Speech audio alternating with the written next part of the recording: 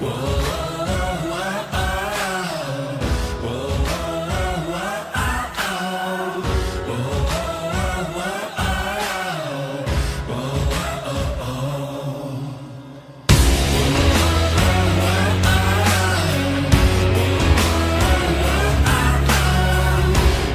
my name is Jazzy Josh, and you're watching the Jazzy Review for Hard to Kill 2021.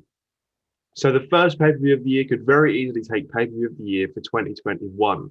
Impact Wrestling kicked off the year with Hard to Kill, an event headlined by an interpromotional match pitting AEW World Champion Kenny Omega and Impact Tag Team Champions, the Good Brothers, against Impact World Champion Rich Swann, Chris Sabin, and Moose. Championships were at stake, including the return of the Knockout Tag Team titles, and personal vendettas were settled in barbaric fashion. So who emerged victorious, and what does it mean for the promotion as it starts its year moving forward? So the first match of the night was Brian Myers taking on Josh Alexander in another grudge match. This was a relatively straightforward match between the walking weapon and the most professional wrestler. Myers dominated the competition, forcing Alexander to fight from underneath.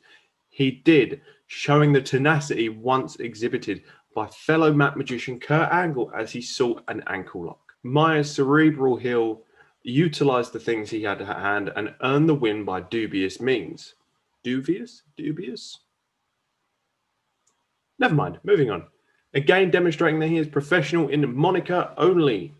It was a solid, if unspectacular, start to the night that laid the groundwork for the continuation of the rivalry, if Impact officials wish to head in that direction. Up next, we see a mixed tag match as Rosemary and Crazy Steve, formerly known as Decay along with Abyss, took on Tennille Dashwood and Kayla Connelly, for that matter. There was some fun character work from Caleb and Dashwood, and Steve moved more fluidly than he has in quite some time. But the quick tags took away from the overall flow of this one. It robbed the match of extended sequences between any pair of competitors, and more importantly, left the match devoid of any real story for fans to invest in. However, it featured considerable energy and perpetually overact in However, it featured considerable energy and a perpetually overact in Rosemary to help elevate it. One has to wonder what the end game is with Dashwood, because she is too talented to be wasted in this position on the card.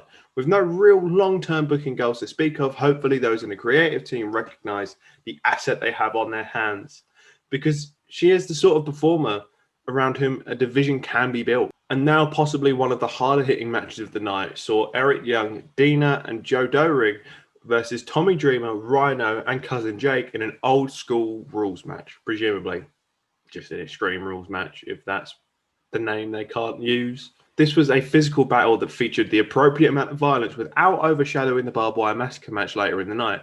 Furthermore, it put over the VBD faction. Say what you will about Dream and Rhino, but they still have a considerable amount of credibility from the years in the hardcore wrestling.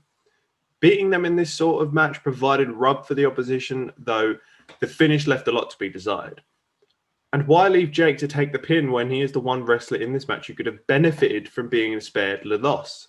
Could Dream or Rhino not eat the fall? They would have remained over, while Jake suddenly loses any momentum he had from being involved in this feud. Doerig looked especially badass, though. He was unstoppable here, and the spot that saw him shake off the chair shots and allow all three opponents was utterly fantastic. The second match to feature knockouts in this pay-per-view was the return of the Knockouts Tag Team Championships, as Havoc and Nevaeh took on Kiera Hogan and Tasha Steelz. Now, this match was a non-stop, super energetic match that reintroduced tag team wrestling in the Knockouts division on a grand scale. Nevaeh and Havoc were impressive. They powered down Hogan and Steelz, matching their speed and athleticism with fury and strength. Fire and Flavor, though, proved resourceful and seized an opening to win the titles. For the sake of cementing Steelz and Hogan as the future of the division, their win was the right call, but it is hard to deny that it was the opposition who stole the show in their best performance to date. However, the next matchup on the card was the only match not to have been announced prior, as Ace Austin offered an open challenge. But on a night when more fans would have been watching the pay-per-view because of Kenny Omega's presence, Impact Wrestling again delivered with a significant appearance by an unsigned big-name performer.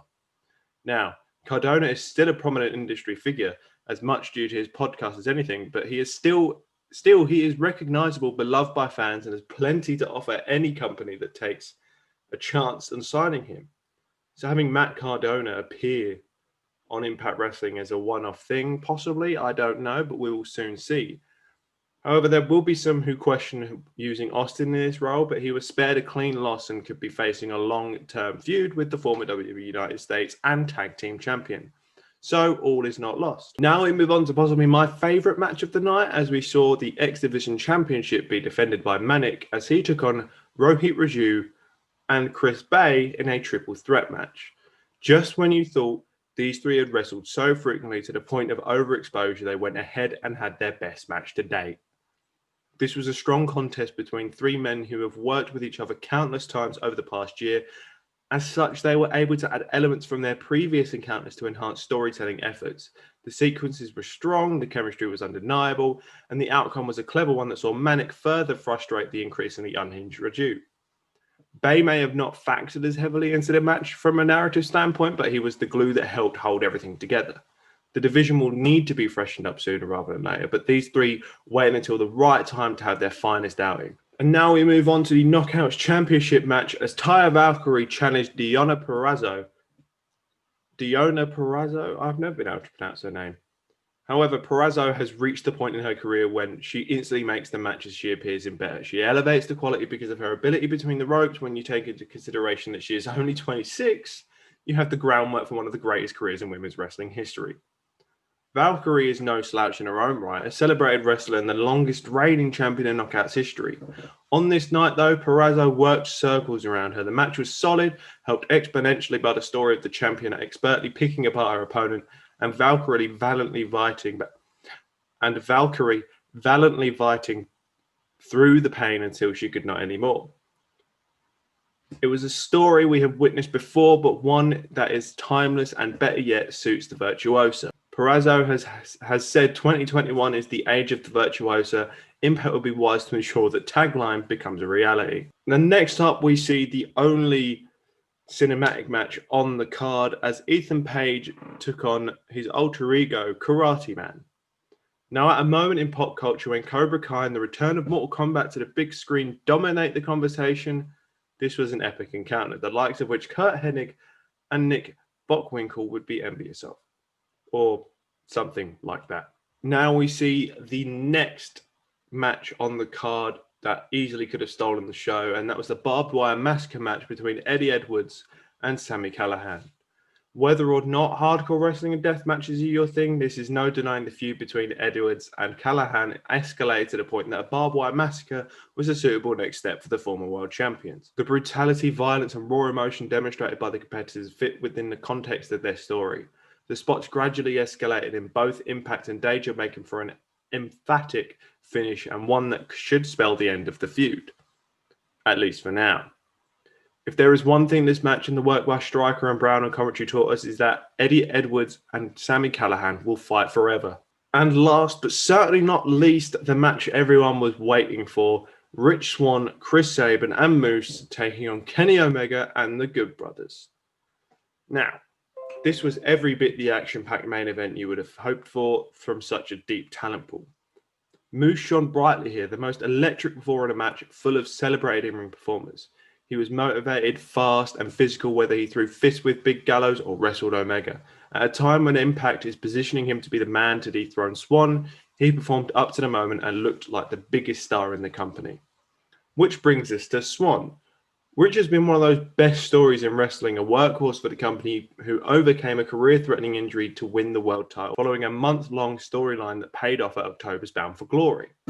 Throughout this particular storyline and well into this match, though, he was overshadowed and treated like a secondary afterthought to Kenny Omega. That he ate the pinfall when Chris Sabin easily could have lost the match and done no damage to his credibility was another piece of questionable booking from this program. As strong as the match was, it does raise the question as to why the whole ordeal was so one-sided from the start to finish. Omega and the Good Brothers beat down and got the best of the babyfaces countless times in a lead-in to Hard to Kill. Then they won the main event. What exactly did this do for Impact, though? Sure, it raised its stature in wrestling world for a few weeks, but things leveled off rather quickly, and outside of a one-time buy rate, it hardly seems likely to have any long-term benefit, especially when Tony Khan and Tony Schiavone are on the show every week talking trash about Impact. However, assuming the goal was to book this one-off pay-per-view match in the hopes of generating revenue, it more than likely worked. Whether it was worth sacrificing the credibility of Impact stars is an entirely different question. Now, that was my review of Hard to Kill 2021 from Impact Wrestling. Let me know what you guys think in the comments below. Anyway, that is it from me. This video has been long enough, so I will see you in the next episode of Jazzy Josh's Reviews. Take it easy, guys.